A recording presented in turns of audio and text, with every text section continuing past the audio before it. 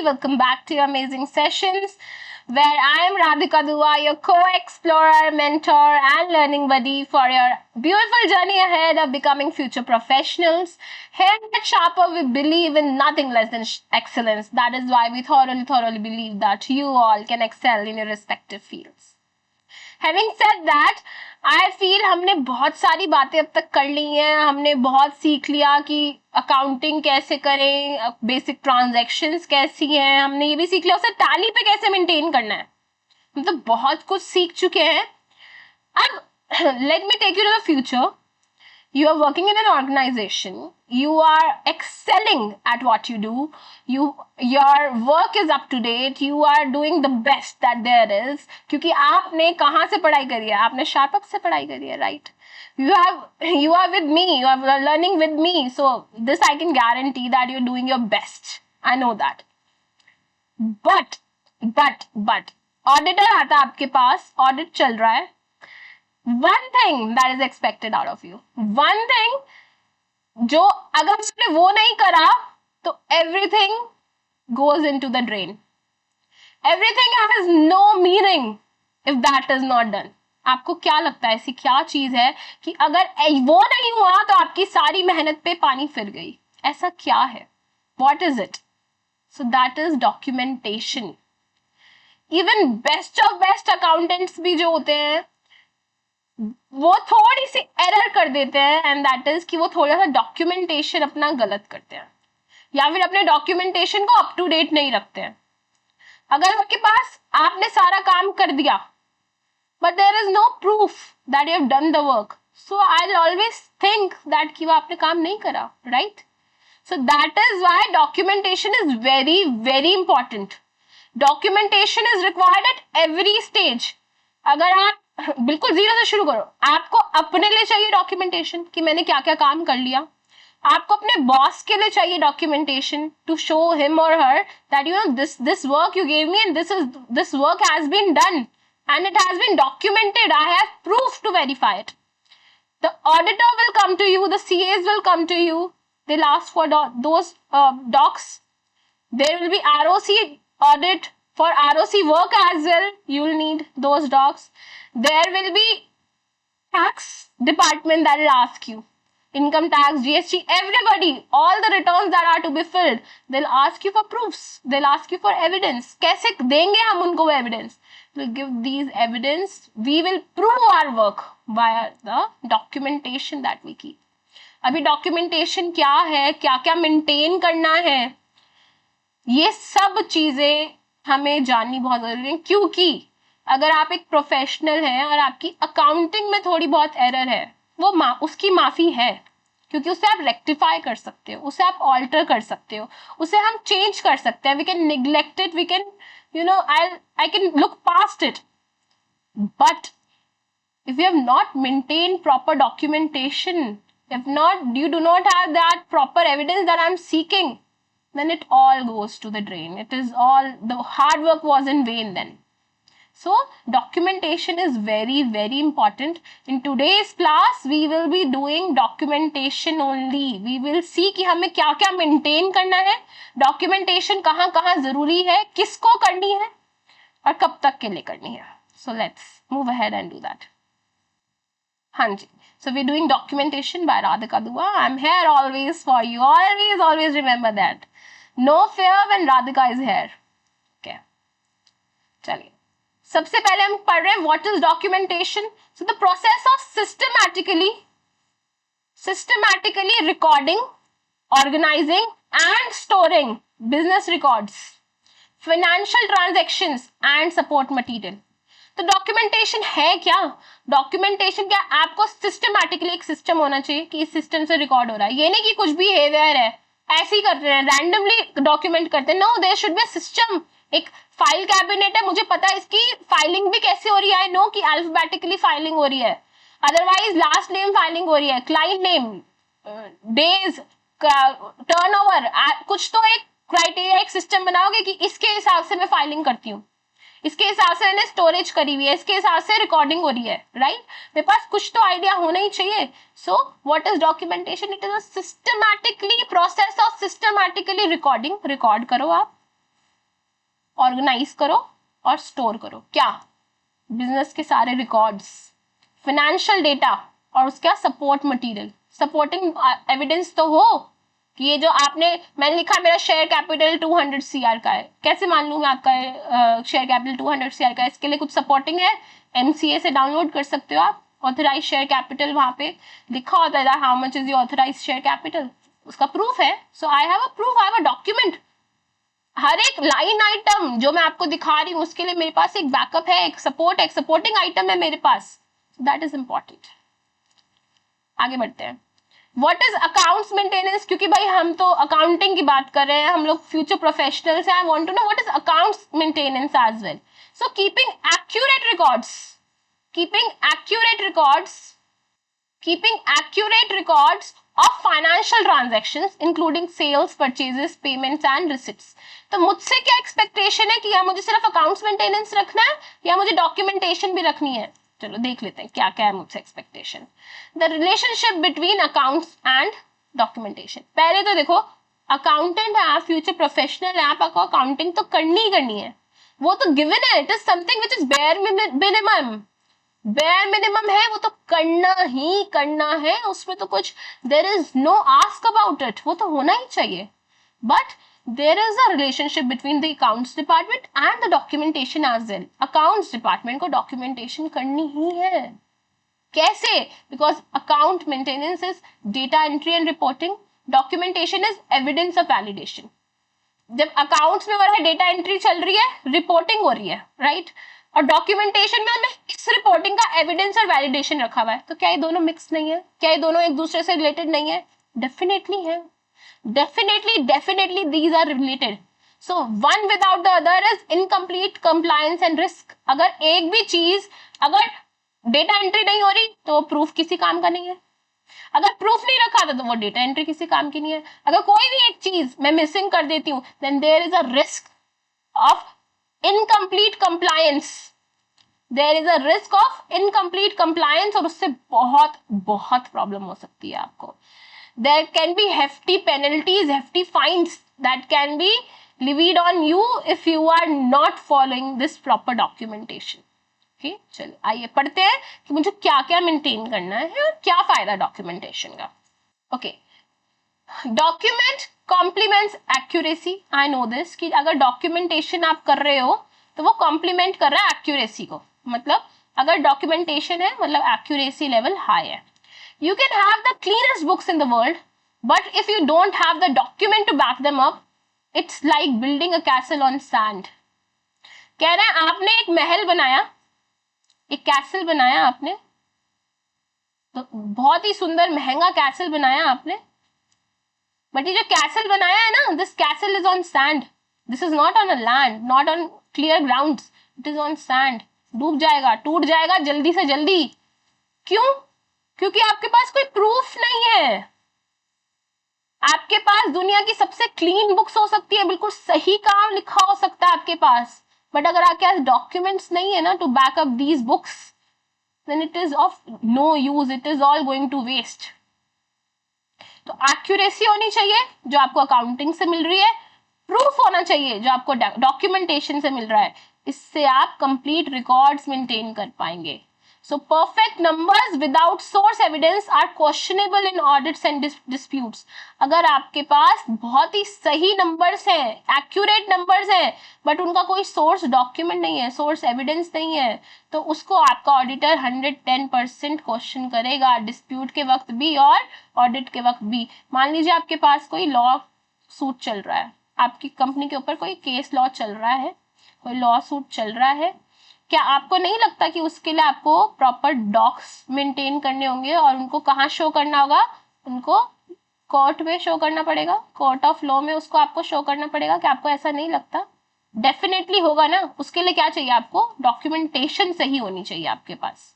ठीक है, एक केस स्टडी लेते हैं। ठीक है, company a maintained excellent accounting and books but fail to archive purchase invoices. इनके पास एक्सीलेंट अकाउंटिंग सॉफ्टवेयर था, उन्होंने अपनी एक्सीलेंट बुक्स मेंटेन करी हुई थी, बट जितनी भी चीजें उन्होंने परचेज करी थी ना, जितनी भी उन्होंने परचेज करी थी, उसका एक भी इनवॉइस संभाल के नहीं रखा, सब बेच दिया, सब कबाड़ वाले को दे दिया। All documents were given to the कबाड़ी वाला, all were given into scrap, thinking कि क्या हो गया, हमने रिकॉर्ड तो कर ही लिया है, सब कुछ रिकॉर्डेड है, क्या चाहिए, कौन सी परचेज के बारे में जानना है, कौन सी डेट को करी थी, कितने अमाउंट की करी थी, कौन सा क्रेडिटर से करी थी, या कैश में करी थी, क्रेडिट में करी थी, सब बता सकती हूँ मैं आपको, सब मेरे सॉफ्टवेयर में है।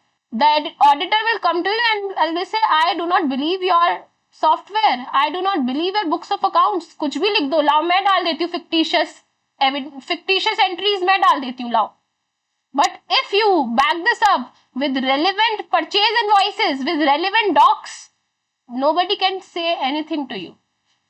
Vouching होगी आपके purchase invoices की, आपकी purchase book के साथ, and done. ऑल क्लियर, कोई प्रॉब्लम ही नहीं है। बट अगर आपने मेंटेन नहीं करा तो क्या होगा, अगर आपका टैक्स ऑडिट चल रहा है तो एक्सपेंस डिसअलाउ हो जाएंगे। एक्सपेंस डिसअलाउ होने का मतलब क्या है, प्रॉफिट एंड लॉस अकाउंट है, इस साइड में अपनी सारी इनकम लिखती हूँ और इस साइड में अपनी सारे एक्सपेंसेस लिखती हूँ, राइट। जितने ज्यादा एक्सपेंस उतना कम प्रॉफिट, जितना कम प्रॉफिट उतना कम टैक्स, राइट। ऐसे ही होता है ना। तो हम सब यही चाहते हैं कि एक्सपेंस मेरे बढ़ जाए, इनकम डेफिनेटली हम चाहते हैं हमारी पीएनएल में ज्यादा दिखाएं, राइट। हम चाहते हैं एक्सपेंस भी हमारे ज्यादा रहे जिसकी वजह से हमारा प्रॉफिट कम आए और टैक्स हमें कम देना पड़े, राइट। आपके पास इन एक्सपेंसेस के किसी भी प्रकार के एक्सपेंस हो सकते हैं, direct any which way, purchases, direct expenses, indirect expenses, anything. If these expenses do not have any supporting doc, अगर आपके पास इनका सपोर्टिंग डॉक्यूमेंट नहीं है जहां से इसको हम चेक कर पाए, तो ये एक्सपेंस डिसअलाउ हो जाएगा। डिसअलाउ क्यों होगा, क्योंकि मेरे पास मुझे कोई प्रूफ ही नहीं है कि एक्सपेंस सच में हुआ था या नहीं। भाई मेरा टैली है, मैं 100 एंट्री डाल सकती हूँ, अनगिनत एंट्री डाल सकती हूँ, फिक्टिशियस झूठी एंट्रीज डाल दो, बट अगर उसका मेरे पास बिल है, सपोर्टिंग डॉक रखा है, क्रेडिटर ने मुझे लिख के दिया हुआ है, हाँ जी दिस इज करेक्ट, मेरा इतना ही बैलेंस है आपके पास, तो सपोर्टिंग डॉक्यूमेंट हो गया ना, तो ये एक्सपेंस अलाउ हो जाएगा। बट अगर मेरे पास there is no supporting document then this expense will be disallowed. और क्योंकि हम कहेंगे क्यों नहीं है, क्योंकि प्रूफ ही नहीं है, जिसकी वजह से आपके ऊपर हेफ्टी पेनल्टीज लग सकती हैं, टैक्सेस लगेंगे, टैक्सेस के साथ साथ इंटरेस्ट लगेगा, फाइन्स लगेंगे। All this will lead this mere simple task आपने नहीं करा, उसकी वजह से क्या क्या प्रॉब्लम हो गई आपको, देखो, right. Why documentation is crucial? Legal compliance में काम आता है, आपको ये सपोर्ट करता है टैक्स फाइलिंग में, ऑडिट्स में, गवर्नमेंट रेगुलेशंस में, and it is required by law in most jurisdictions. Most jurisdictions में it is a requirement by law. Missing documents can lead to penalties और रिजेक्शन। रिजेक्शन मतलब disallow हो गया आपका expense. ये एक फाइनेंशियल ट्रांसपेरेंसी भी मेंटेन होती है, अगर आपने प्रॉपर डॉक्यूमेंटेशन रखे हुए हैं तो एक फाइनेंशियल ट्रांसपेरेंसी मेंटेन हो रही है, यानी कि जो आपकी ऑथेंटिसिटी है ईच ट्रांजैक्शन की, आप उसे चेक कर सकते हैं। And helps in internal and external stakeholders trust the books.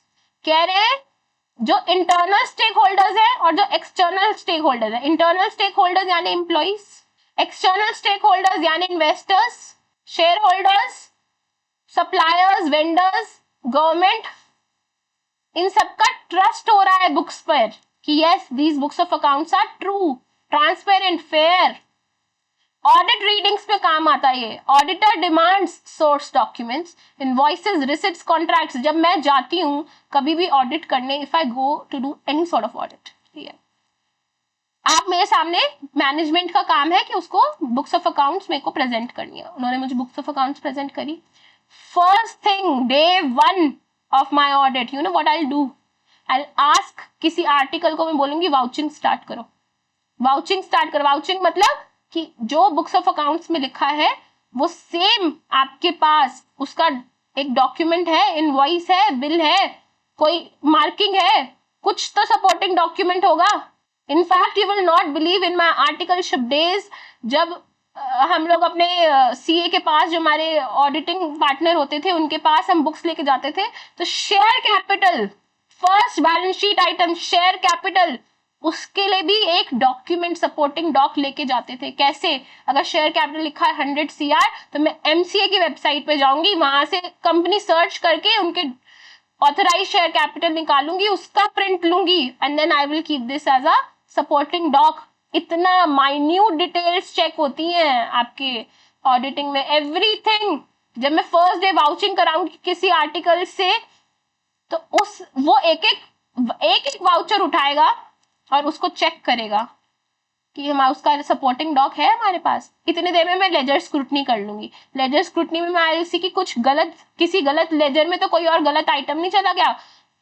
Item आपका है कैश या फिर आपका आइटम है स्टॉक और उसको आपने डाला हुआ है लाइबिलिटी में, रॉन्ग है ना?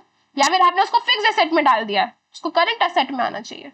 सो this I have to check. इतनी देर में मेरे कर तो everything, every document should have a supporting, every voucher should have a supporting document. That is a mandate. ये होना ही होना है।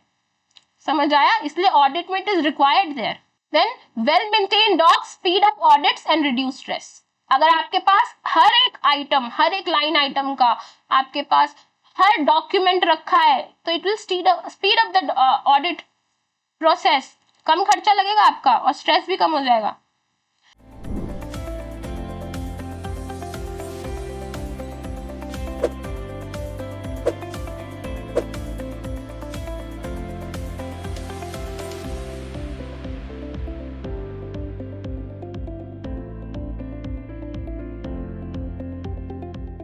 Hello accountants, welcome to SharpUp. This is Radhika Dua, your mentor for this accounting course. यहाँ हम आपको accounting conceptually और practically दोनों तरीके से सिखाते हैं। आज मैं आपसे कुछ बातें करने आई हूँ। First, why do you need this accounting course? 2, इस कोर्स का ऑब्जेक्टिव कैसा रहेगा? Third, what is the syllabus for this course? And fourth, why you should choose SharpUp. Let's talk about point number 1. Why do you need this accounting course? बिना conceptual clarity के लिए accountant बनना तो impossible है, right? Most of the accountants feel कि tally सीख लिया तो accounting सीख ली, जबकि tally सिर्फ एक accounting software है। Most of the accountants they do not know from where to start and where to end. अब अगर ऑब्जेक्टिव की बात करें तो हमारा ऑब्जेक्टिव है आपको प्रैक्टिकली और कंसेप्चुअली ट्रेन करने का, आपको रियल वर्ल्ड अकाउंटिंग सिखाने का और एंड ऑफ कोर्स आपको जॉब रेडी बनाने का। बात करें सिलेबस की तो हम आपको कुछ 35 सेशंस देने वाले हैं where you will get 40+ hours of practical training. आइए मैं आपको अपनी वेबसाइट की तरफ ले जाती हूँ। यहाँ पर आपको फ्री डेमो सेशन मिलेगा।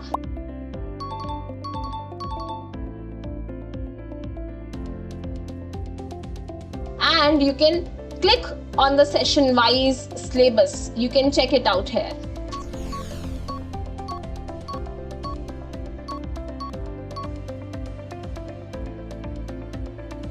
अब अगर मैं बात करूं कि why you should choose SharpUp, देखिए we have 40+ hours of comprehensive learning. Affordable course है, सर्टिफिकेशन मिलेगी, हाँ जी सर्टिफिकेशन भी मिलेगी कंप्लीशन पे। साथ ही साथ we have a 3-day refund policy for you. बहुत ही सिंपल लैंग्वेज में इंग्लिश प्लस हिंदी आपको ये कोर्स अवेलेबल होने वाला है। We have already trained 1000+ accountants out there in industry.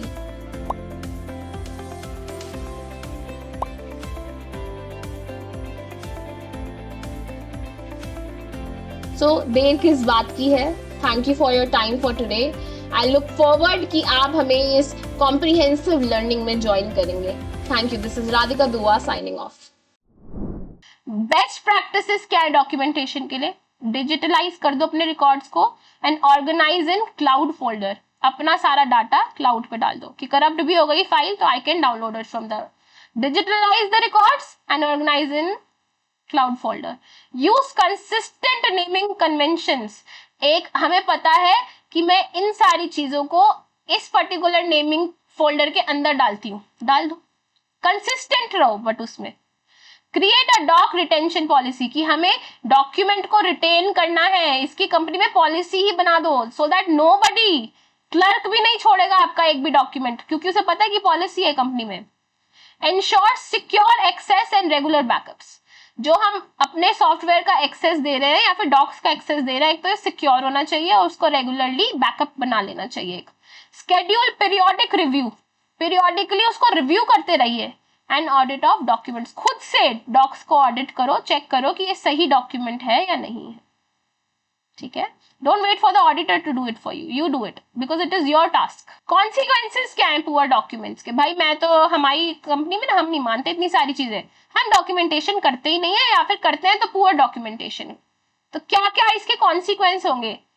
Tax rejection और डिलेज, आपका टैक्स रिजेक्शन हो जाएंगी या फिर डिलेज आने लगेंगी, ऑडिट फेलियर्स हो जाएंगे, लीगल एक्शन ले लिया जाएगा आपके खिलाफ, loss of investor confidence, operational confusion हो सकती है, खुद को भी तो प्रॉब्लम होगी, आपको खुद भी तो प्रॉब्लम में, आपको पता ही नहीं। अच्छा, आपने अगर डॉक्स मेंटेन करा होता, आपको पता होता है रॉ मटेरियल कितना आया, कौन सी डेट का है वो, उसका बिल होगा आपके पास, आपको पता चला रॉ मटेरियल कुछ आया था, कौन सी डेट का, उसका बिल निकाला आपने, आपको पता चला उसमें जो रॉ मटेरियल आया ना वो क्वालिटी ए का आया है, बट आपको चाहिए था क्वालिटी ए प्लस का, रिक्वायरमेंट थी आपकी क्वालिटी ए प्लस की, बट जो उसने बिल बना के दिया आपको वो क्वालिटी ए का दिया है। अब ये बात सिर्फ बिल पे लिखी थी, आपने बिल देखा, उसको कॉल करा और कहा कि अरे भाई साहब आपने तो मुझे गलत भेज दिया, ए प्लस क्वालिटी का माल चाहिए था, आपने मुझे क्वालिटी ए का भेजा है। वो कहेगा नहीं ऐसा नहीं हो सकता, I have given you A plus only, you will say no, no my dear supplier, my dear supplier, you have sent me quality A product, और इसको मैं प्रूफ कर सकती हूँ, प्रूफ कर सकती हूँ, मैं से कैसे प्रूफ करूंगा, आई have a proof, I have a bill of proof for that, मैं बिल पे लिखा है क्वालिटी ए का प्रोडक्ट है, राइट। सो ऑपरेशनल कंफ्यूजन भी कम हो जाएगी, आपके इन्वेस्टर का भी आपके ऊपर ज्यादा कॉन्फिडेंस रहेगा। एग्जाम्पल्स ऑफ एसेंशियल डॉक्यूमेंटेशन, क्या क्या है जो एसेंशियल है? सेल्स इनवॉइस रखो for proof of revenue, purchase orders रखो टू ट्रैक प्रोक्योरमेंट, परचेज मैंने कितना ऑर्डर दिया था और कितना मिल गया है। बैंक स्टेटमेंट्स आपको संभाल के रखनी है ताकि आप कैश मूवमेंट को वैलिडेट कर पाओ। कॉन्ट्रैक्ट्स और अग्रीमेंट्स आपको संभाल के रखने हैं लीगल वैलिडिटी के लिए। लीगली आपको पता है लीगली आपको पता है कि आपको कॉन्ट्रैक्ट, मेरा कॉन्ट्रैक्ट हुआ, मान लीजिए मेरा कॉन्ट्रैक्ट हुआ एक पार्टी के साथ for rent of ₹2 lakhs per month, but the party is saying that I will pay you only 1.5 lakhs, तो मैं उसको बोल सकती हूँ no, this is wrong, legally आप binded हो to give me 2 lakhs per month, right, because हमारे बीच में एक अग्रीमेंट, एक कॉन्ट्रैक्ट हुआ है। आपके पेरोल रिकॉर्ड्स अच्छे से मेंटेन होंगे, क्यों? क्योंकि आपको एम्प्लॉय को कंपनसेशन एविडेंस रिकॉर्ड करना है। कोई एम्प्लॉय आके बोल दे आपको कि आपने तो मुझे मार्च मंथ की सैलरी नहीं दी, आप उसे बोलोगे नो, सी मेरे पास तो एविडेंस है that I have given you the compensation.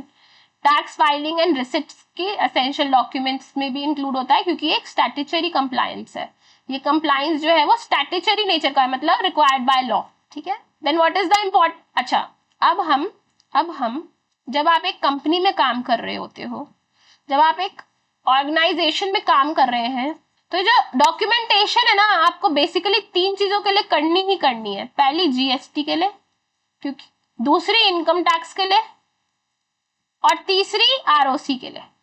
इन 3 चीजों के लिए आपको डॉक्स करने ही करने हैं मेंटेन, क्योंकि आप जीएसटी भरेंगे तो डॉक्यूमेंटेशन चाहिए, जीएसटी ऑडिट होगा तो डॉक्यूमेंटेशन चाहिए, इनकम टैक्स भरोगे, नॉर्मल ऑडिट होगा, स्टैट्यूटरी ऑडिट तो चाहिए, आरओसी में कोई डॉक्यूमेंट चाहिए होगा, कंपनीज एक्ट क्या बोल रहा है, क्या क्या मेंटेन करके चलो, तो वो भी हमें चाहिए।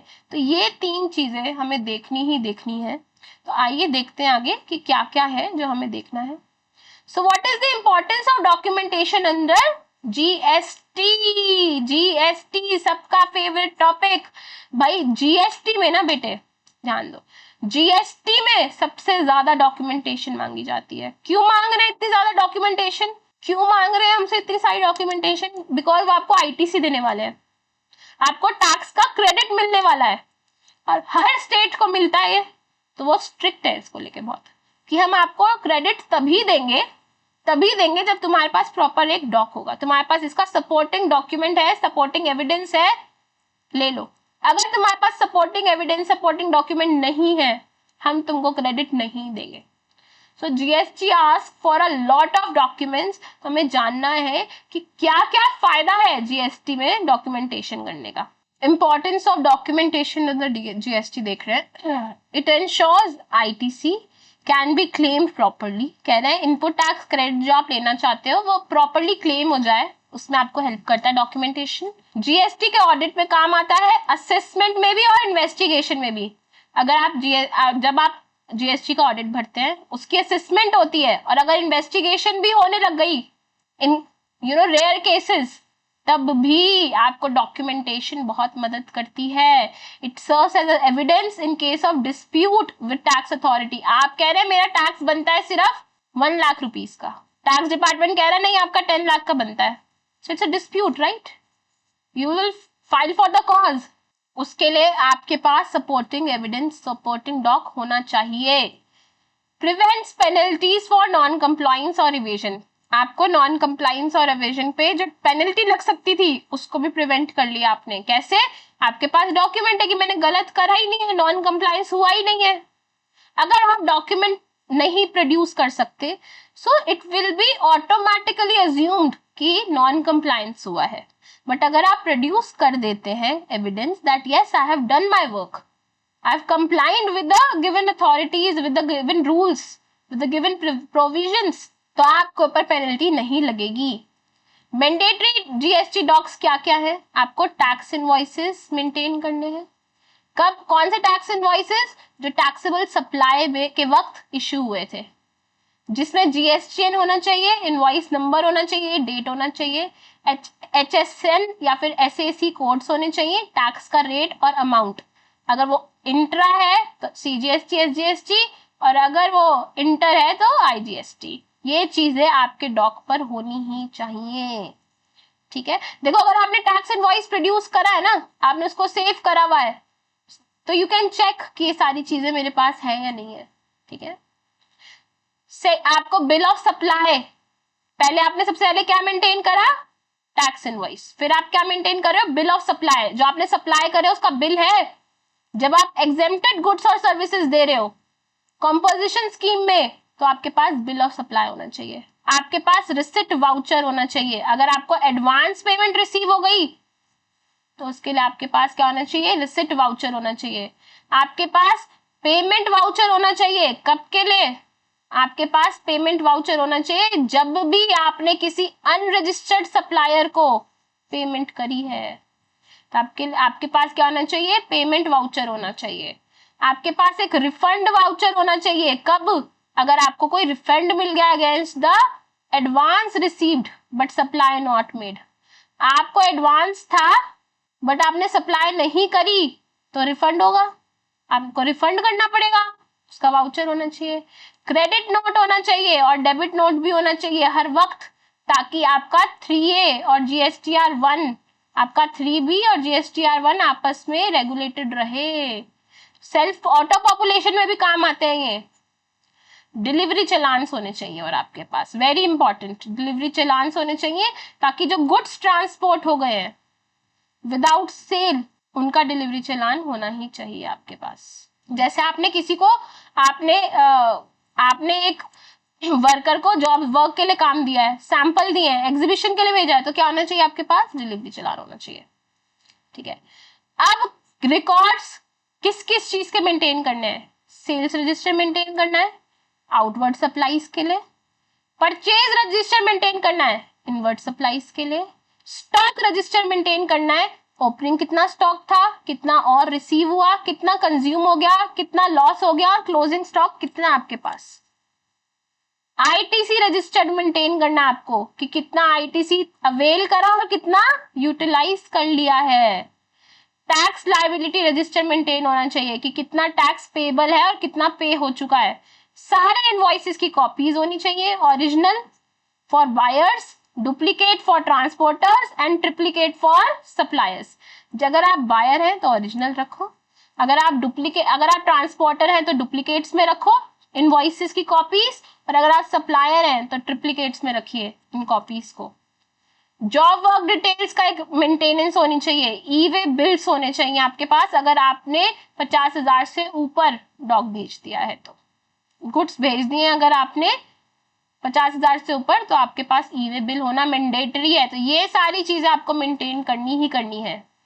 रिटेन कितने दिनों के लिए, अब मैंने मेंटेन तो कर ली मैम, कितने दिन के लिए इसे अपने पास रखना है, रिटेन कितने दिनों के लिए करना है रजिस्टर, ये जो अब हम कितने वक्त के लिए संभाल के रखे सारे डॉक्स को, कुछ तो इन्फॉर्मेशन हो कि कब तक संभाल के रखना है। तो भाई आपके एक्ट में साफ साफ बताया गया है सेक्शन 36 में कि books and documents must be retained for 72 months, यानी कि 6 सालों तक आपको मेंटेन करना है from the date of filing annual return for that year. मतलब बेटे एग्जांपल से समझो, आप 24-25 की रिटर्न फाइल कर रहे हो, जो आपने यहाँ पर आके नवंबर 25 में फिल करी। 24-25 के लिए आप रिटर्न भर रहे थे, इस फाइनेंशियल ईयर की रिटर्न इस असेसमेंट ईयर में भरेंगे डेफिनेटली। नवंबर 25 में आपने एनुअल रिटर्न भर दी, यहां से 6 इयर्स, यहां से 6 इयर्स यानी 72 मंथ्स आपको मेंटेन करना है, जो उसकी ड्यू डेट थी। ठीक है, in case if the case is under investigation या अपील, या तो आप अपील में चले गए या आप इन्वेस्टिगेशन में है, retention continues until it is disposed of even beyond 6 years। अगर आप अपील में हो या इन्वेस्टिगेशन चल रही है तो आपको रिटेन करना ही करना है इन बुक्स ऑफ अकाउंट्स को। आप ये नहीं कह सकते कि 6 साल हो गए, 72 मंथ्स हो गए, अब मैं इन किताबों को जला देता हूँ, कबाड़ को बेच दूंगा। No, you can not do that. जब तक आपकी अपील डिस्पोज ना हो जाए या फिर इन्वेस्टिगेशन डिस्पोज ना हो जाए, तब तक आप अपनी बुक्स ऑफ अकाउंट्स को डिस्ट्रॉय नहीं कर सकते, आपको उन्हें रिटेन करना कंपल्सरी है। Got my point? अगर आप नहीं करते हैं और पुअर डॉक्यूमेंटेशन हुई आपकी, तो क्या क्या कॉन्सिक्वेंसेज हैं उसके? आपको आईटीसी नहीं मिलेगा, आपके ऊपर शो कॉज नोटिस आ सकता है, आपको 122 सेक्शन में पेनल्टी लग जाएगी, दैट इज 25,000 पर ऑफेंस अप टू। और आपका ना 2 भी मैच होगा ना 3 भी मैच होगा, डाटा ही मैच नहीं होगा आपका। अगर डाटा ही मैच नहीं है, आप रिटर्न ही नहीं भर सकते, वहां भी पेनल्टी लगती रहेगी, फाइन लगता रहेगा। ठीक है, इफेक्टिव जीएसटी डॉक्यूमेंटेशन आप कैसे कर सकते हो? आप एक जीएसटी कंप्लायंट अकाउंटिंग सॉफ्टवेयर लेके आओ, जैसे कि एग्जांपल टैली प्राइम में पढ़ा है ना हमने ऑलरेडी। टैली प्राइम में जीएसटी को भी आप रिकॉर्ड करेंगे। आप अपने डॉक्यूमेंट्स को लिंक करो इनवॉइसेस के साथ, यानी कि डिजिटल रिकॉर्ड बनाओ। आप रिकंसाइल करो GSTR 2B with purchase register monthly जब आप जीएसटीआर 2B दे रहे हैं तो आप उसको परचेज रजिस्टर से रिकंसाइल करें। Maintain digital and physical backups, आप डिजिटल बैकअप भी रखो और फिजिकल बैकअप भी रखो। Train staff on GST documentation standards, जो जीएसटी के डॉक्यूमेंटेशन स्टैंडर्ड्स हैं उन पे आप स्टाफ की ट्रेनिंग करवाओ। ठीक है, कंक्लूजन में यही बोल सकती हूँ, protect you, this proper documentation will protect your business legally, it helps in seamless ITC claims, ensure audit readiness, avoid interest, penalty and legal disputes। एक बात ध्यान रखेंगे, compliance is not optional under GST। ये जो compliance है, ये जो सारी चीजें करनी है, it is not optional under GST, it is mandatory and traceable। जो आप डॉक्यूमेंट बना रहे हो ये कोई ऑप्शन नहीं है कि हम अपने अच्छे डॉक्यूमेंट अच्छे ऑडिट के लिए इसको बना रहे हैं, नो, इट इज मैंडेटरी, मैंडेशन है, ये एक करना ही करना है बेटे। You have to do it by hook और क्रुक, कुछ भी करके आपको ये डॉक्यूमेंटेशन करना है if you want to avoid penalties. Got it? चलिए आगे बढ़ते हैं।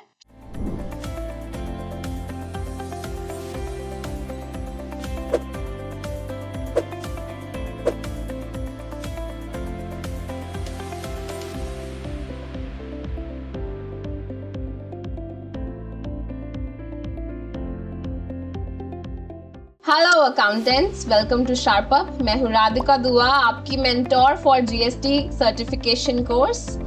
यहाँ पर हम आपको जीएसटी प्रैक्टिकली एंड कंसेप्चुअली दोनों तरीके से सिखाते हैं। मैं आज आपसे कुछ बातें करने वाली हूँ। Point number 1, why do you need this GST course. Point number 2, objective क्या रहेगा इस कोर्स का। पॉइंट नंबर 3, मैम सिलेबस क्या है। And point number 4, why do I need to choose SharpUp। चलिए आइए पॉइंट नंबर 1 पे बात करते हैं। We know that accounting is incomplete without the knowledge of GST. बहुत सारे अकाउंटेंट्स वहाँ ये सोच रहे हैं कि GSTR 3B and 1 सीख लिया तो पूरा GST आ गया, जबकि ये दोनों तो सिर्फ 2 रिटर्न्स हैं. GST वर्ल्ड बहुत बड़ा है.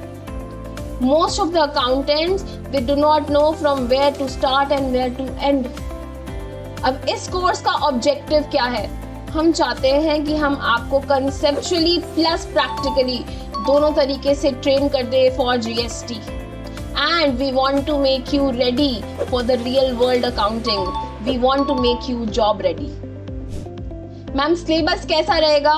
सिलेबस की बात करें तो there are 35 sessions and 40+ hours of comprehensive learning. आइए मैं आपको अपनी वेबसाइट तक ले जाती हूँ. ये रहा मेरा GST कोर्स और यहाँ पर आप फ्री डेमो अवेल कर सकते हैं.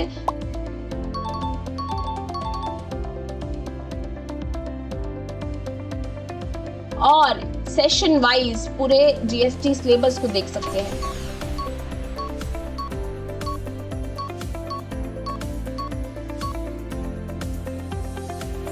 अब बात करें कि मैम हमें क्यों शार्पअप चूज करना चाहिए. So let me tell you that SharpUp has already trained 1000+ accountants out there. हम लोग आपको लाइफ टाइम एक्सेस दे रहे हैं. क्या सर्टिफिकेशन मिलेगी? यस, कंप्लीशन पे आपको सर्टिफिकेशन भी मिलेगी. साथ ही साथ एक इजी लैंग्वेज में हिंदी प्लस इंग्लिश आपको ये पूरा कोर्स अवेल किया जा रहा है. यहाँ पर आपको 40+ आवर्स ऑफ प्रैक्टिकल ट्रेनिंग मिलने वाली है. सो देर किस बात की है? Go head and enrol yourself. Thank you for your time today and I'm looking forward to meet you all in this enriching class. चलिए आइए देखते हैं कि इनकम टैक्स लॉज में क्या क्या डॉक्यूमेंटेशन की रिक्वायरमेंट है. मैंने आपको बोला था, पहले ही बोला है कि 3 जगह डेफिनेटली डॉक्यूमेंटेशन चाहिए. पहली जगह क्या है? पहली जगह है मेरी, बताइए पहली जगह क्या है? पहली जगह है आपका GST, दूसरा है इनकम टैक्स और तीसरा है मेरे प्यारे दोस्तों ROC यानी कि कंपनीज एक्ट. क्या बोल रहा है भाई? कंपनी है तो कंपनीज एक्ट तो फॉलो करना ही पड़ेगा. चलिए देखते हैं कि GST लॉज में क्या क्या, इनकम टैक्स लॉज में क्या क्या लिखा है. Under income tax act 1961 taxpayer whether individual, firm और कंपनीज, चाहे आप इंडिविजुअल है, चाहे आप फर्म है, चाहे आप कंपनी है, आपको बुक्स ऑफ अकाउंट्स और सपोर्टिंग डॉक्स मेंटेन करने हैं. That substantial income deduction claim and tax payment किस किस चीज के लिए करने हैं? सब्सटेंशियल टू सब्सटैंशिएट इनकम, कि जो इनकम है उसको सब्सटैंशिएट करूं, डिडक्शंस को भी, क्लेम्स को भी और टैक्स पेमेंट्स को भी. ओ माय गॉड, ये तो सारी चीजें चेक कर रहा है इनकम टैक्स. तो GST तो कह रहा था कि भाई तुमने जो जो खरीदा है बेचा है वही बता दो, परचेज रजिस्टर मेंटेन कर लो, इनवॉइसेस मेंटेन कर लो. इनकम टैक्स कह रहा है इनकम दिखाओ, खर्चे दिखाओ, क्या क्या क्लेम कर रहे हो वो दिखाओ और टैक्स पेमेंट कर रहे हो सब दिखाओ. सब चीजों का डॉक्यूमेंट करना जरूरी है. ओके, तो क्या क्या है, क्या क्यों इंपॉर्टेंट है? क्योंकि जितनी मैंने इनकम डिक्लेयर करी मुझे उसे सपोर्ट करना है और जितने मैंने एक्सपेंसेस क्लेम करे मुझे उसे भी चेक करना है. देखो मैंने आपको बताया था P&L अकाउंट है, सारी इनकम और सारे एक्सपेंस. ठीक है, आप क्या कर रहे हो? मैं एक्सपेंसेस को क्लेम कर रही हूँ. कैसे क्लेम कर सकते हो expense? Only by showing supporting doc. Supporting doc है आपके पास, ठीक है, एक्सपेंस क्लेम कर देंगे. इनकम का क्या? इनकम का क्या कह रहे? इनकम भी डिक्लेयर करिए ना अपने. ऐसा तो नहीं है आपकी इनकम है सिर्फ 10 लाख, आप दिखा रहे हो 100 लाख. ऐसा भी तो हो सकता है. आप अपने यूजर्स को फूल करने के लिए आप गलत इंफॉर्मेशन दे रहे हैं. तो जितनी आपकी इनकम है इसका भी सपोर्टिंग डॉक दो हमें. हम जानना चाह रहे हैं कि क्या आपका बिजनेस असली में इतना पैसा कमा रहा है. अच्छा, अब आप अच्छा, इनकम टैक्स में तो असेसमेंट भी बहुत ज्यादा लगती है, स्क्रूटनी भी बहुत होती है और ऑडिट्स तो होते ही होते हैं, राइट. तो इसके लिए भी स्मूथ कंडक्ट हो जाए, इसके लिए भी बहुत ज्यादा जरूरी है कि हमारे पास डॉक्स रखे हों. आप क्लेम करना चाहते हैं डिडक्शंस, एग्जेम्पशंस, रिबेट्स, कह रहे हैं कि जितनी भी डिडक्शंस हैं 80C की, 80D, वट एवर, जोन सी मर्जी आप डिडक्शन ले रहे हैं, कुछ एग्जेम्पशन ले रहे हैं, कुछ इनकम है जो एग्जेम्प्ट है, मान लो आपकी एग्रीकल्चर इनकम है, आप कोई एग्जेम्पशन लेना चाह रहे हो, कुछ रिबेट लेना चाहते हो, उस सब के लिए सपोर्टिंग डॉक होना चाहिए। अगर आपकी कंपनी में ट्रांसफर प्राइसिंग हो रही है, इंटरनल या एक्सटर्नल किसी भी हिसाब से आपके पास ट्रांसफर प्राइसिंग हो रही है या इंटरनेशनल ट्रांजैक्शंस हो रही हैं, तो आपको उसके भी रेलेवेंट डॉक्यूमेंट्स बना के रखने हैं, ताकि आपके ऊपर कोई भी ना पेनल्टी लगे, ना कोई कंसीलमेंट हो और ना ही कोई मिस रिपोर्टिंग हो। समझ आया? इसलिए it is very very important कि हमें इनकम टैक्स के अंदर भी डॉक्यूमेंटेशन मेंटेन करनी है। देख लेते हैं क्या क्या करनी है। अगर आपका बिजनेस है या प्रोफेशन है, एग्जाम्पल मान लीजिए आप डॉक्टर है, सीए है, आपका कोई ट्रेडिंग बिजनेस है, एटसेट्रा, कुछ भी हो सकता है, कुछ भी हो सकता है। I have covered all the professions and I have covered businesses, right. और आप 44AB के ऑडिट के अंदर आ रहे हैं, आपने क्रॉस कर लिया लिमिट, आपका टर्नओवर लिमिट क्रॉस हो चुका है, 44AB की आपकी लिमिट्स क्रॉस हो गई हैं, अब आप ऑडिट में फॉल कर रहे हो, you are falling under audit, तो आपको क्या क्या करना है आप, it is mandatory to maintain books and supporting documents. आपको अपनी books of accounts plus relevant docs maintain करना कंपलसरी है, इट इज कंपलसरी। अच्छा मैम, हम ना इसमें आ ही नहीं रहे थे, हमने तो प्रेजम्पटिव इनकम चूज कर रखी है, हमने presumptive income under section 44AD, ADA या AE में चूज करा हुआ है कि भैया प्रेजम्पटिव इनकम बेसिस पे आ गए हम, ठीक है, कोई बात नहीं बेटे, यहाँ पर आपको बुक्स ऑफ अकाउंट्स नहीं करनी मेंटेन। प्रेजेंटिव इनकम का खेल ही है कि सारा कि हम बुक्स ऑफ अकाउंट्स मेंटेन नहीं कर सकते, इसलिए तो हमने प्रेजेंटिव इनकम ली है। हमारे पास इतनी ज्यादा ट्रांजैक्शन होती है कि हम बुक्स ऑफ अकाउंट्स मेंटेन नहीं कर पाएंगे, तो इसलिए हमने कहा कोई बात नहीं, हर साल पेमेंट कर देना टैक्स की, बुक्स ऑफ अकाउंट्स मत करना, बट जो बेसिक डॉक्यूमेंट्स हैं, अगर मैं कल को मान लूं कि वाकई ये सेल हुई थी या नहीं, बेसिक डॉक्यूमेंट तुम्हारे पास होना चाहिए। मत बनाओ बुक्स ऑफ अकाउंट, मत करो रिकॉर्ड जर्नल एंट्रीज, मत बनाओ पीएनएल अकाउंट, कोई प्रॉब्लम नहीं है, बट बेसिक डॉक्यूमेंट्स तो रखने तुम्हें भी मैंडेटरी है। समझ आया? मतलब डॉक्स तो तुमको भी रखने हैं, सपोर्टिंग एविडेंस तुम्हें भी रखना है। अगर तुम कंपनीज हो या LLPs हो एज पर कंपनीज एक्ट, तो आपको सारी की सारी ट्रांजैक्शंस मैंडेटरी है, सारी की सारी ट्रांजैक्शंस का डॉक्यूमेंट आपको मेंटेन करना जरूरी है। एक भी ट्रांजैक्शन आप विदाउट सपोर्टिंग डॉक नहीं रख सकते। अगर आप ट्रस्ट है या एनजीओ है अंडर सेक्शन 12A या 80G, तो आपको फुल डॉक्यूमेंटेशन रखनी है, फुल डॉक्यूमेंटेशन रखनी है। किसके रिगार्ड में? जितनी भी डोनेशन हुई है, जितना भी यूटिलाइजेशन हो गया और जितना बच गया, सबके लिए आपको फुल डॉक्यूमेंटेशन रखनी है। अच्छा, अगर आप इंटरनेशनल ट्रांजैक्शंस करते हैं या फिर रिलेटेड पार्टी डीलिंग है आपकी, I will tell you, believe me, 90% जितने भी बिजनेस है ना, 90% जितने भी बिजनेस है वहां पर ये जरूर हो रहा है, रिलेटेड पार्टी डीलिंग्स 110% हो रही है। मान लीजिए मैं पेन बनाती हूँ, मेरी फैक्ट्री है पेन बनाने की, मैं रॉ मटेरियल खरीदती हूँ, ना, उसमें मेरी एक सिस्टर कंसर्न है, मतलब मेरी एक रिलेटेड पार्टी है, सिस्टर कंसर्न नहीं लिखती, मैं रिलेटेड पार्टी लिख देती हूँ। मेरी कोई रिलेटिव है, मेरी सिस्टर है, मान लो मेरी अपनी खुद की रियल सिस्टर है, उनकी फैक्ट्री वो इंक बेचते हैं, तो मैं इस पेन के लिए इंक उन्हीं से खरीदती हूँ। So it is a related party transaction. हो सकता है मुझे महंगा बेचते हो सकता है मुझे सस्ता बेचते हो, कुछ भी हो सकता है।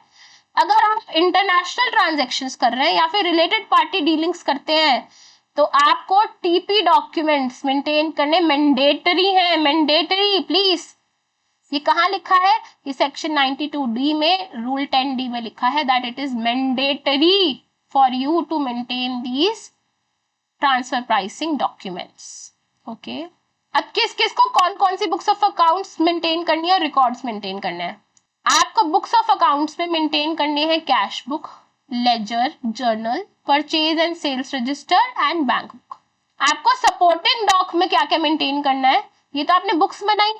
अब इन बुक्स में क्या रखोगे, सारे invoices, bills, payment voucher, contracts etcetera. आपको बैंक रिकॉर्ड्स भी रखने हैं, जैसे पासबुक, बैंक स्टेटमेंट एटसेट्रा। आपको इन्वेंट्री रिकॉर्ड्स भी रखने हैं, स्टॉक रजिस्टर, ट्रेडर्स और मैन्युफैक्चरर्स दोनों को रखना है।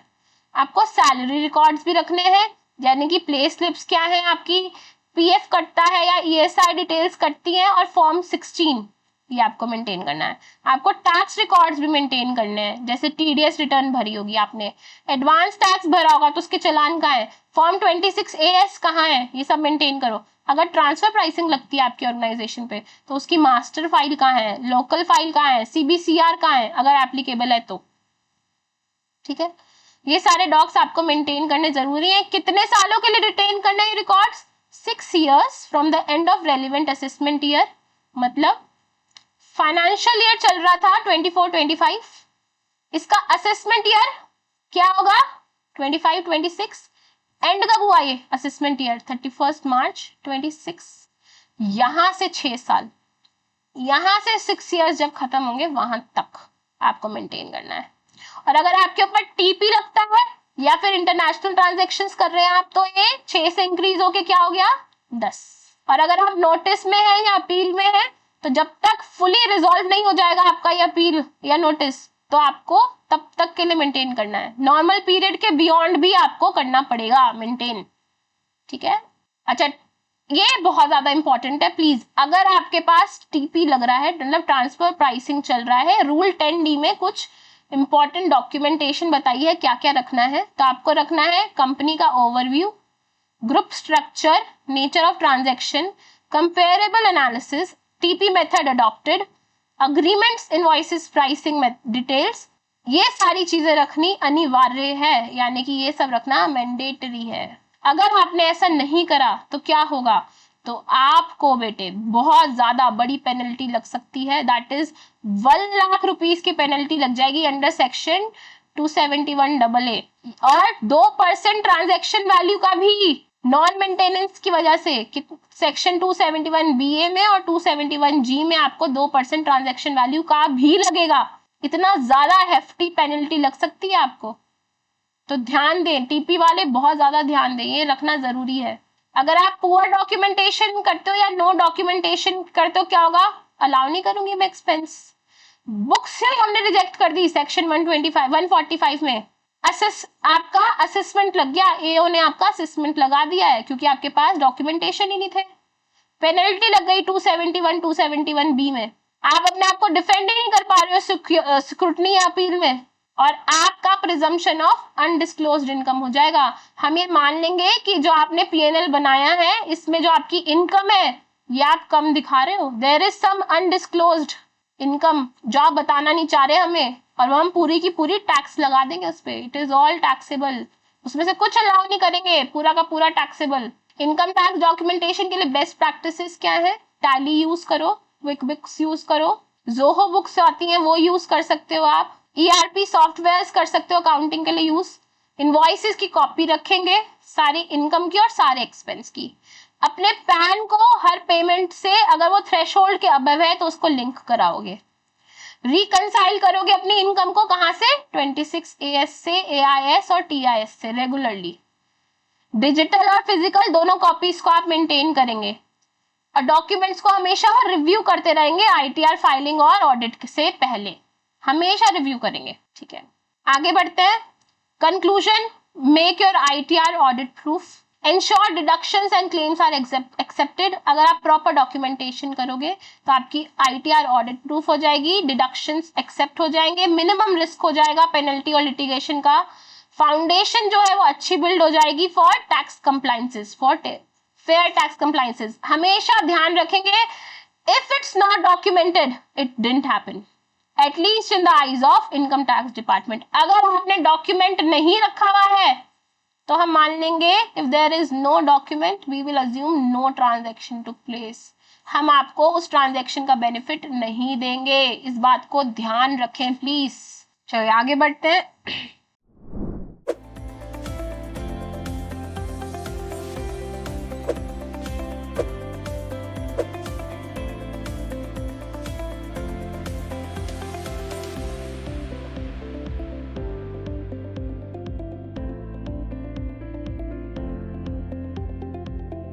Hello accountant, welcome to SharpUp. I am CA Deepika Bansal, your mentor for the income tax course, जहाँ पर हम पढ़ेंगे इनकम टैक्स को conceptually as well as practically. आज मैं अपनी इस वीडियो में आप सबके साथ 4 पॉइंट्स को डिस्कस करने वाली हूँ। नंबर 1, इनकम टैक्स कोर्स को करना क्यों ज़रूरी है। नंबर 2, कोर्स के क्या ऑब्जेक्टिव रहने वाले हैं। नंबर 3, कोर्स की क्या सिलेबस कवरेज होगी। And number 4, why should you choose SharpUp for the income tax learning? Coming to first point, income tax course को करना क्यों ज़रूरी है। आप किसी भी कंपनी के, फर्म के या किसी भी ऑर्गेनाइजेशन के अकाउंट्स को बिना इनकम टैक्स की नॉलेज के हैंडल नहीं कर सकते। That's why income tax course को करना ज़रूरी है। फर्दर बहुत सारे अकाउंटेंट्स ये सोचते हैं कि TDS के प्रोविजंस को पढ़ लेना ही इनकम टैक्स के प्रोविजंस को पढ़ना है, बट ऐसा नहीं है। TDS के provisions is just one of the part of the income tax course. Further, बहुत सारे accountants बहुत ज़्यादा कंफ्यूज रहते हैं कि इनकम टैक्स की लर्निंग को कहाँ से शुरू करना चाहिए, कहाँ से करना चाहिए और कहाँ तक करना चाहिए। Coming to second point कि what is the objective with this course?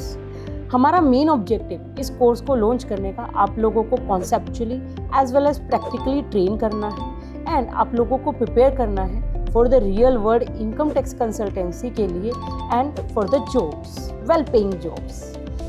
Coming to the third point कि इस सिलेबस की क्या कवरेज रहने वाली है। हमने इस कोर्स को टोटल 45 सेशंस में इंक्लूड किया है, जहां पर आप लोगों को मिलेगा मोर देन 70 आवर्स की comprehensive learning, conceptually as well as practical. चलिए तो अब वेबसाइट पर चलते हैं और इनकम टैक्स की कोर्स को दिखाते हैं। तो this is our income tax course.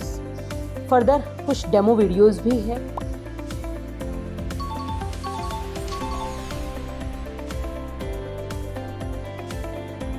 And you can see कि किस तरीके से स्ट्रक्चर्ड वे में पूरे इनकम टैक्स कोर्स को हमने सेशन वाइज डिवाइड किया है so that you can easily start your classes.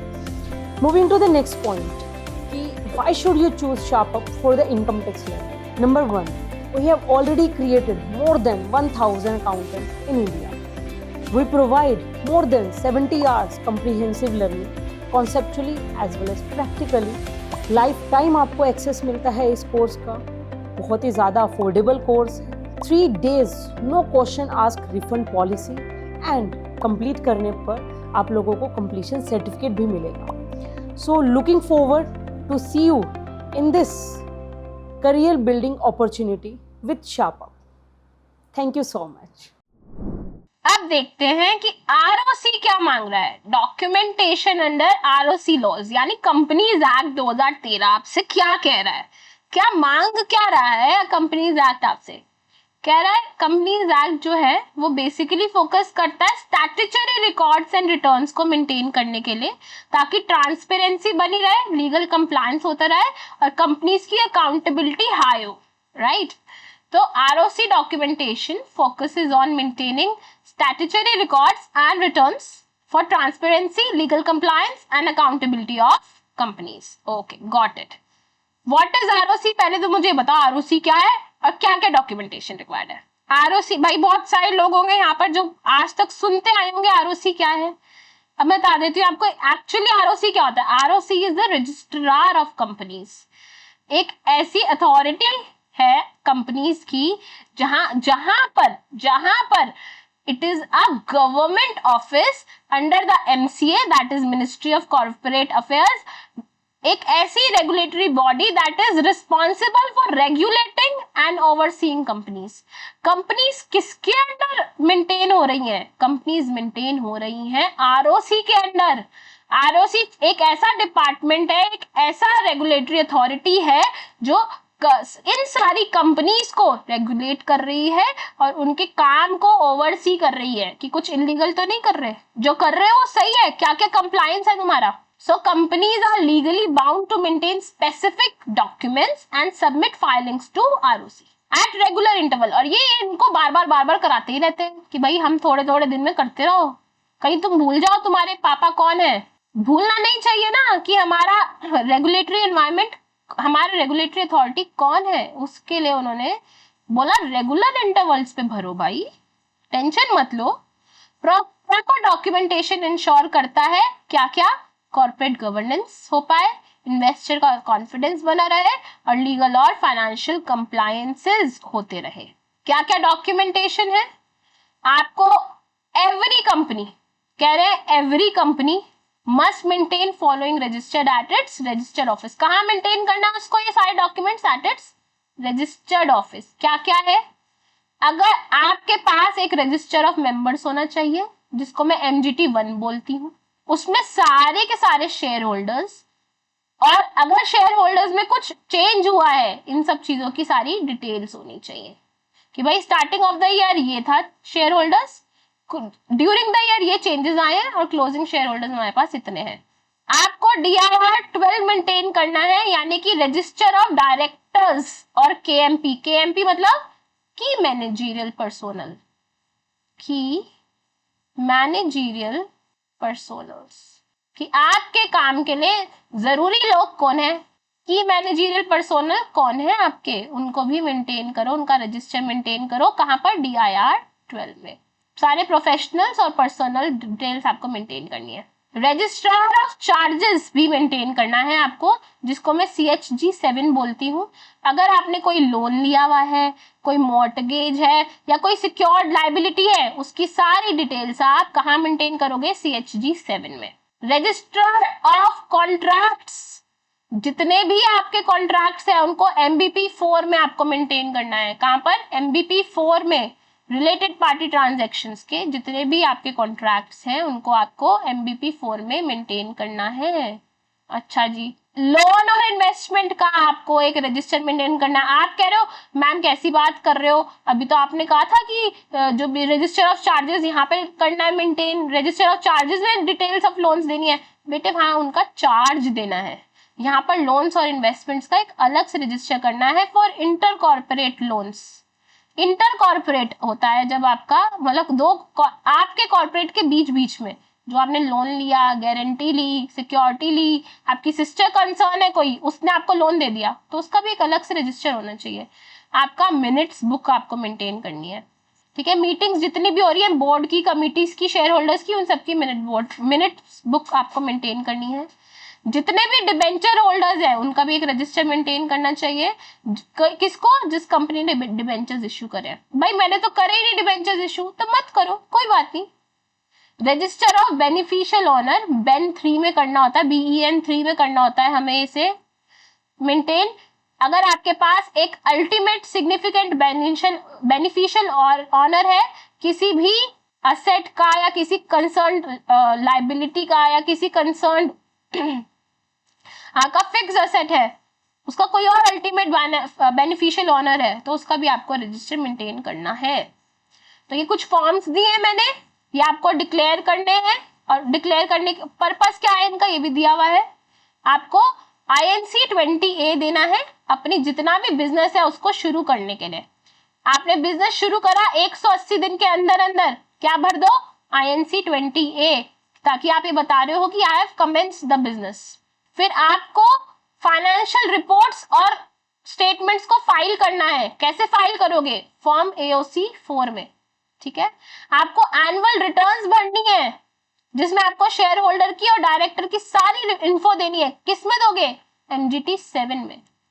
आपको एनुअल रिपोर्ट्स की एक्सट्रैक्ट्स देने हैं, कहां दोगे? MGT 9 में। आपने डायरेक्टर को अपॉइंट करा है या रेजिग्नेट कर दिया आपके डायरेक्टर ने, आपको इसको DIR 12 में देना है। आपने ऑडिटर अपॉइंट करा है, इसको आपको ADT 1 में देना है। आपने कोई भी चार्ज है जिसको क्रिएट करा, मॉडिफाई करा और सेटिस्फाई कर दिया या फिर सेटिस्फाई कर दिया, आपको उसको CHG 1 या CHG 4 में देना है। आपने शेयर्स को अलॉट करा है तो आप उसको PAS 3 में दोगे। आपने डिपॉजिट्स और लोन्स जो लिए हुए थे उसकी रिटर्न भरनी है तो कहां भरोगे? DPT 3 में। अगर आप नॉन कंप्लायंस करते हैं ना तो आपको हैवी फाइन्स, पेनल्टीज, इनफैक्ट आपको स्ट्राइक ऑफ भी कर सकते हैं। तो it is very very important कि आप टाइमली इसको भर दे। कितने दिन तक रिटेन करना है इसको? ये दिया हुआ आपका सेक्शन 120 में और रूल 27 में। कहां पर? कंपनीज रूल्स 2014 में दिया हुआ है। ये कह रहे हैं मिनट्स जितनी है बोर्ड की और जनरल मीटिंग की, इसको परमानेंटली रिकॉर्ड करना है। मतलब at all times, for ever. आपकी जो मिनट्स बुक है फॉर एवर, आज से 30 इयर्स पहले भी उस मीटिंग में क्या आया था मेरे को पता होना चाहिए, उस मीटिंग में क्या डिस्कस हुआ था, क्योंकि minutes of board and general meetings मुझे परमानेंटली रिटेन करने हैं अपने पास। जितने भी स्टैट्यूटरी रिकॉर्ड रजिस्टर्स हैं उनको 8 सालों तक करना है। From the financial year they relate to, मतलब फाइनेंशियल ईयर 24-25 का रजिस्टर मैं 8 सालों तक मेंटेन करूंगी। अगर आपने आरओसी के साथ जितनी भी रिटर्न्स फाइल करी है उन्हें भी 8 सालों तक मेंटेन करो। बुक्स ऑफ अकाउंट्स भी 8 सालों तक ही मेंटेन करना है एज पर section 128। Okay, got it. Consequences क्या है पुअर डॉक्यूमेंटेशन के आरओसी में? आपके ऊपर पेनल्टी लग जाएगी, that is 100 rupees per day, और इसकी कोई भी मैक्स लिमिट नहीं है। कोई मैक्स लिमिट नहीं है। तुमने 100 डेज मेंटेन नहीं करा, मैंने तुम्हें बोल रखा है मेंटेन करो, और मुझे पता लग गया आपने मेंटेन नहीं करा है और 100 डेज हो गए हैं, तो 100 into 100 rupees per day. 365 days नहीं मेंटेन करा, 900 डेज नहीं मेंटेन करा, so there is no max limit for sums. Then अगर आपने नहीं मेंटेन करे relevant documents according to your directors, तो वो डिस्क्वालीफाई भी हो सकते हैं अंडर सेक्शन 164। या कोई आपका ऐसा डॉक्यूमेंट है, आपने मान लीजिए अपना एनुअल रिटर्न फाइल नहीं करी है फॉर अ कॉन्जिक्यूटिव पीरियड, जो लिमिट दी हुई है कंपनीज एक्ट में, तो भी आपका जो डायरेक्टर है वो डिस्क्वालीफाई हो जाएगा। आपकी कंपनी को स्ट्राइक ऑफ ही कर सकते हैं ऑल टुगेदर। अब आपका नाम ही कट गया, अब आप कंपनी ही नहीं हो अंडर सेक्शन 248। आपकी स्क्रूटनी हो सकती है, इंस्पेक्शन हो सकती है, प्रोसिक्यूशन हो सकता है आपके ऊपर। कैसे? सेक्शन 206 से 208 के बीच में। आपके इन्वेस्टर्स आपसे ट्रस्ट लूज कर देंगे और क्रेडिट वर्दीनेस भी आपका कम हो जाएगा। आरओसी डॉक्यूमेंटेशन के लिए बेस्ट प्रैक्टिसेस क्या है? Maintain a compliance calendar for filing, सबसे इंपॉर्टेंट। आपको पता है पूरे साल में कौन सी डेट को आपको क्या क्या फाइलिंग करनी है, उसके लिए आप एक कंप्लायंस का कैलेंडर बना लीजिए। एक कैलेंडर बना लो कंप्लायंस का, और इसको डिजिटलाइज कर लो। डिजिटलाइज करो, ऑनलाइन बना दो ये कैलेंडर। अपने आप ऑटोमेटिकली फ्लैग्स आने शुरू हो जाएंगे, रिमाइंडर्स आने शुरू हो जाएंगे। Keep digital and physical copies of all ROC forms and approvals. जितने भी आरओसी के अप्रूवल्स लगे थे, जितने भी आरओसी के फॉर्म्स है, उन सब की फिजिकल और डिजिटल दोनों कॉपीज मेंटेन करना शुरू कर दो। मिनट्स को साइन करो और register as per prescribed format. जो प्रिस्क्राइब्ड फॉर्मेट दिया है आरओसी में for minutes, you have to sign them and maintain a register for the same. Appoint a CS.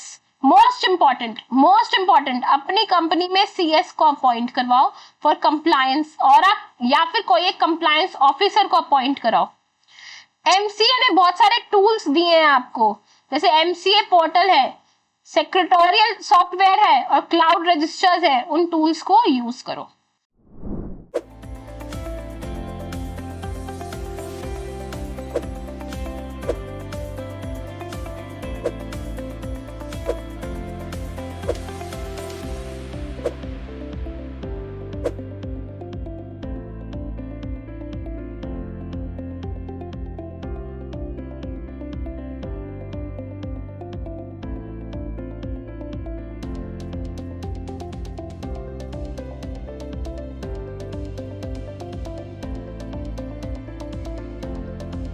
Hello everybody, this is Radhika from SharpUp और मैं लेके आई हूँ आपके लिए ATC प्रोग्राम। पिछले 5 सालों में हमने देखा कि बच्चों को एग्जैक्टली किस चीज़ की ज़रूरत है। After a lot of analysis we came to a conclusion कि हमारे यूथ को ज़रूरत है स्किल्स की।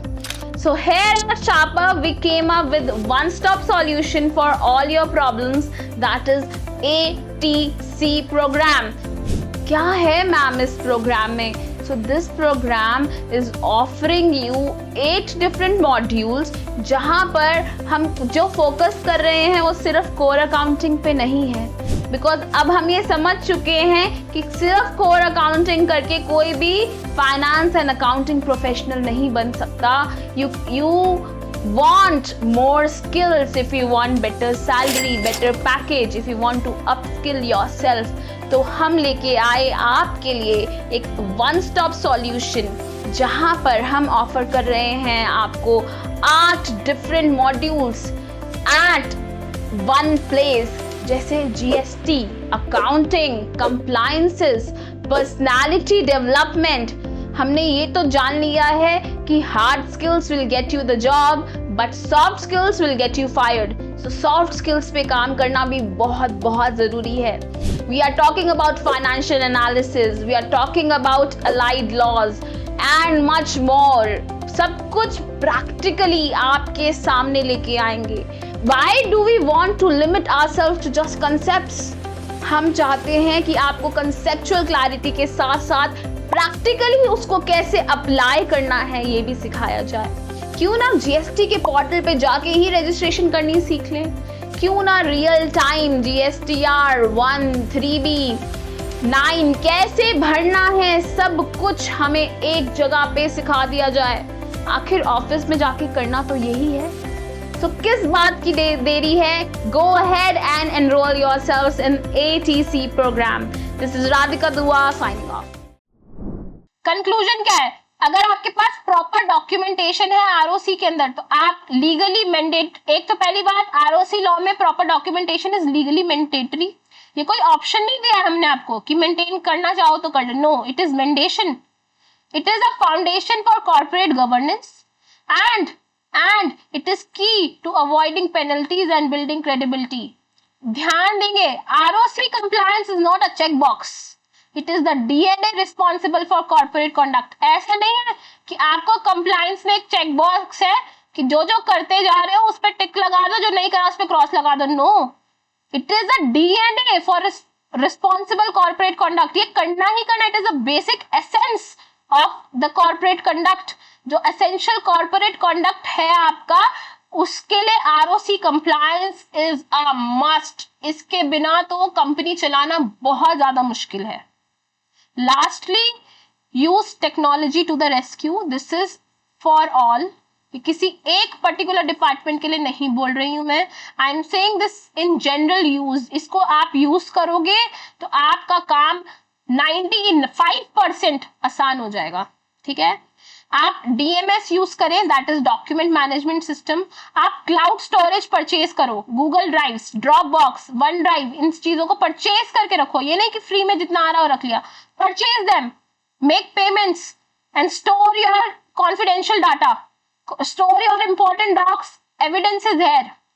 And accounting software integrated document upload feature होना चाहिए यहाँ पर, कि अपलोड कर सकते हो अपने डॉक्यूमेंट्स को यहाँ, ये उसके अंदर इनबिल्ट होना चाहिए, इंटीग्रेटेड होना चाहिए। आप OCR और स्कैनिंग टूल्स को यूज कर सकते हो to digitalise your paper records. Do this. आजकल टेक्नोलॉजी का जमाना है बेटे, टेक्नोलॉजी का जमाना है। जितना टेक्नोलॉजी आप स्नैपचैट क्रिएट करने में, स्ट्रीक्स क्रिएट करने में, इंस्टाग्राम यूज करने में यूज कर रहे हैं, बेटर आप उस टेक्नोलॉजी को अपने बिजनेस में यूज करिए। Make use of the technology, make use of the internet that is available to you. That is why we are saying that technology is for the rescue today. It is there to help you. So, that is it from my side for today. I'll meet you again in the next class. Till then, bye bye, sayonara. Try to be a better person. Always remember, there are people waiting for you at home. Be there for them. I'll see you again in the next class. Bye bye. Take care.